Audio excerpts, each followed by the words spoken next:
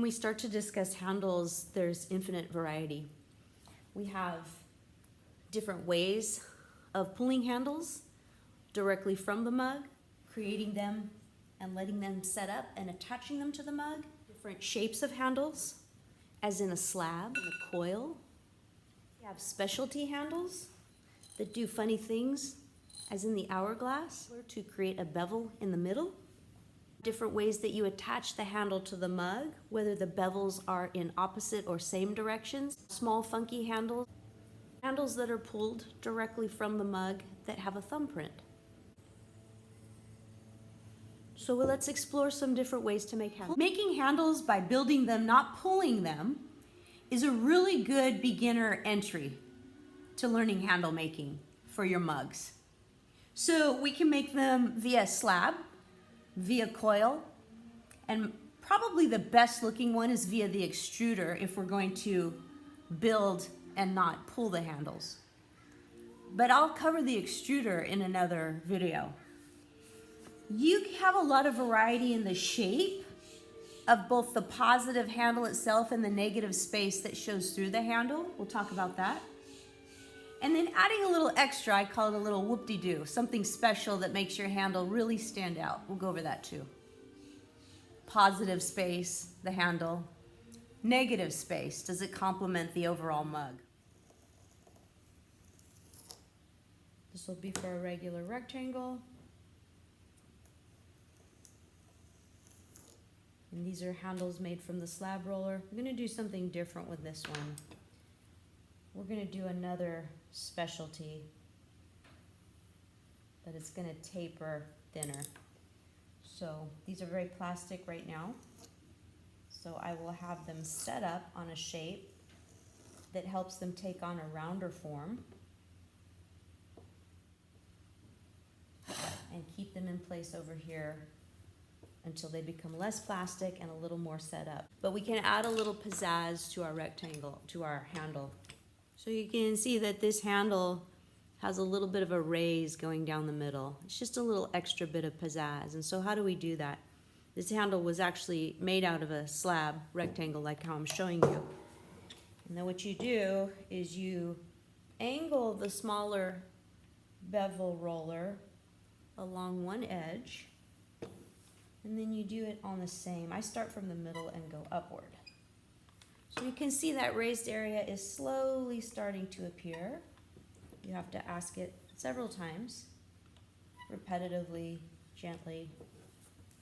So we're creating a nice taper.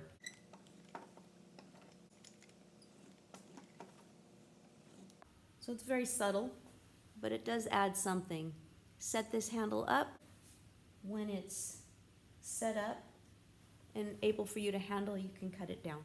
So we've been looking at rectangular handles. We can also do a round coil handle.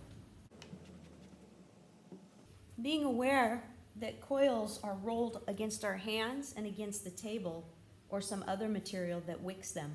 The main thing about the coil is you want it to be somewhat even and equal throughout. Be careful about that. Start from the middle and work your way out, fanning your fingers. When we talk about cutting the handles, and we talk about making bevels on the ends of the handles before we form and attach them, you can see this is cut with bevels that are parallel to each other, and the shape of the handle looks kind of like an upright ear or a question mark.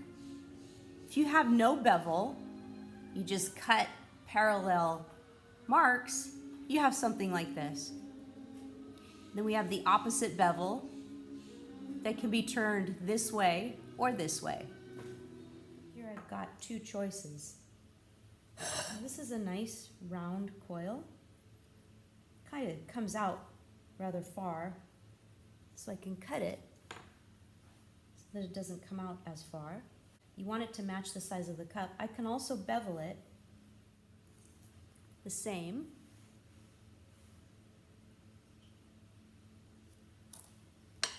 Remember how we talked about Gives a more upright ear look.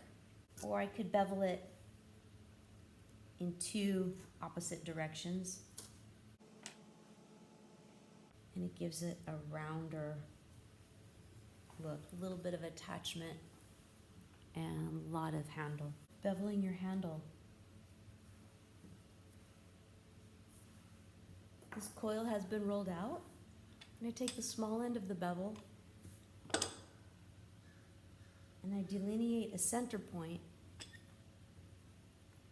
and I roll off center on one side and then from the center point off center on the other. I reinforce that, and what I'm creating is a quiet angle in the middle. Reinforce that with my fingers. Adds a little personality to your handle. So now your handle has a little bit of a raise in the middle. Handles that are out of the ordinary.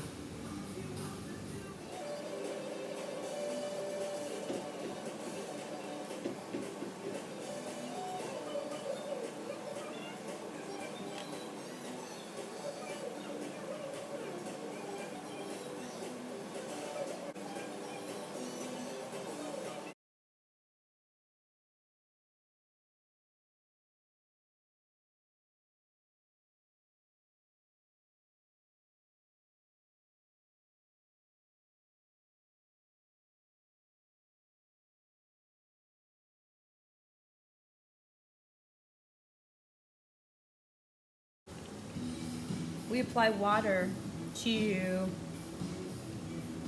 the piece that has less water in it, which is the leather hard.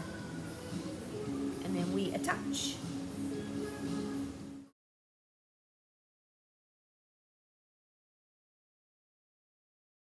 This is the attaching stage. You need to respect it for what it is. There will be some small scale refining that we do now, but the fine tuning and the final addressing of areas better takes place at the leather hard stage. For now, we secure these joins because this is a construction stage. You can clean up those joins, make them look as invisible as possible underneath, a little bit of water.